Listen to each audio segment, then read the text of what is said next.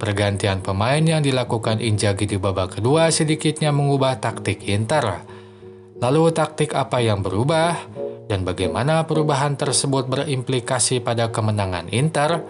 Temukan semua jawabannya di video ini. Ivan Djuric masih konsisten dengan formasi 3-4-2-1. Sayangnya di laga ini Djuric harus kehilangan Dusan Zapata yang cedera. Untuk itu Linetty masuk menggantikannya tapi diposisikan di gelandang serang. Sebaliknya Pellegrini yang biasanya di gelandang serang digeser ke ujung tombak. Inzaghi tetap gunakan formasi 3-5-2. Rotasi dilakukan dengan menempatkan Bastoni di bangku cadangan sehingga Acerbi dimainkan bersama De Vrij di pertahanan. Selain itu, wingback kanan kini diisi Darmian bukan Dumfries. Selebihnya pemain inti yang lain masih ada di line up. Yang patut diingat adalah posisi Barella, Thuram, dan Lautaro karena akan dibahas lebih lanjut nanti. Babak pertama bukan babak yang baik bagi Inter. Utamanya masalah build-up dan pressing mereka tidak lebih baik dari Torino. Saat Inter lakukan build-up, Torino lakukan pressing tinggi. Mereka menekan Inter sedari awal bola dikuasai bek dan kiper. Maka Inter tak bisa lakukan build-up hanya andalkan kiper dan 3 bek tengah. Wingback sampai gelandang harus ikut turun untuk menambah opsi penerima bola. Misalnya pada cuplikan ini. Di sisi kiri, tekanan yang intens pada Acerbi membuat Di Marco harus turun ke belakang. Sementara di kanan, tekanan yang intens pada Darmian membuat Barella harus main ke belakang. Tak berhenti di situ, tekanan ini membuat umpan pendek tidak bisa dilakukan sehingga Inter andalkan umpan jauh untuk keluar dari tekanan lawan. Harapannya Thuram dan Lautaro mampu menjadi penerima umpan jauh tersebut. Itu pun memang terjadi. Di kiri Lautaro yang menerima umpan jauh, sementara di kanan itu dilakukan Thuram. Meskipun begitu, build up dengan umpan pendek memang beberapa kali sempat berhasil. Tapi itu terjadi saat Inter tak lama mainkan bola di belakang. Seperti pada contoh ini, setelah menerima bola dari Sommer, Barella langsung mengumpan ke pemain lain. Maka bola bisa dialirkan ke tengah dan serangan bisa dilakukan. Namun sayang hal ini tak banyak dilakukan Inter di babak pertama. Hal ini berbeda dengan Torino. Saat Torino lakukan build-up, Inter tetap berikan tekanan meski memang tidak seintens Torino.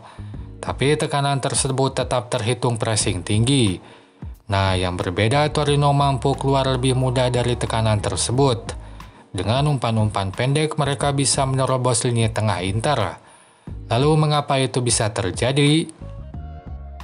Titik persoalan adalah adanya miskoordinasi antara gelandang dan bek tengah. Dari sejumlah build-up Torino selalu saja ada satu pemain yang cukup bebas menerima bola. Misalnya pada cuplikan ini, satu pemain Torino mampu menerima bola tanpa tekanan. Atau pada cuplikan ini, kembali satu pemain Torino bebas menerima bola sehingga serangan bisa dilakukan ke pertahanan Inter. Lalu siapa yang salah dalam situasi ini?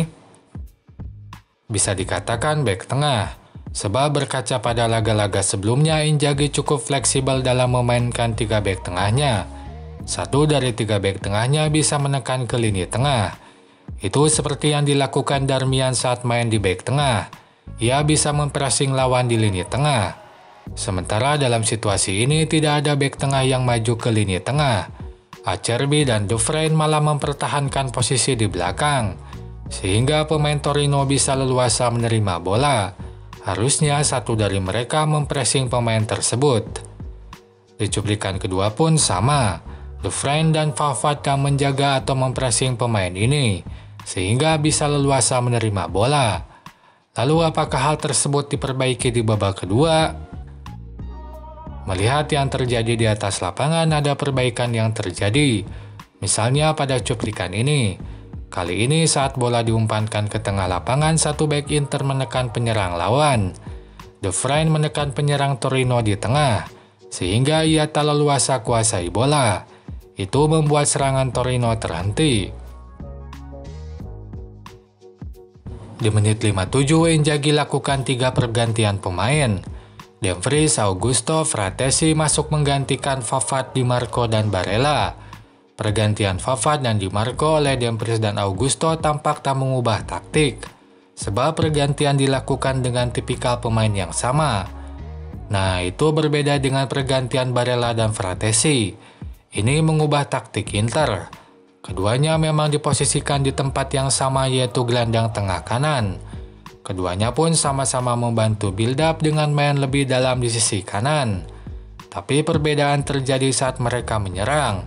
Barella condong mempertahankan posisi di tengah saat penyerang main lebih dalam. Misalnya pada cuplikan ini, saat serangan dilakukan Lautaro di tengah, Barella tetap mempertahankan posisi di tengah. Nah, itu berbeda dengan Fratesi. Saat Thuram menjemput bola di tengah, Fratesi memilih maju ke pertahanan lawan. Sehingga saat bola sudah di depan, tepatnya di wingback kanan, Fratesi ada di dalam kotak penalti sejajar dengan Lautaro. Itu membuat konsentrasi bek lawan terpecah dan mereka tak lakukan penjagaan pada Thuram yang datang dari dalam. Sadari itu, Dumfries pun berikan umpan ke Thuram dan gol pertama Inter tercipta.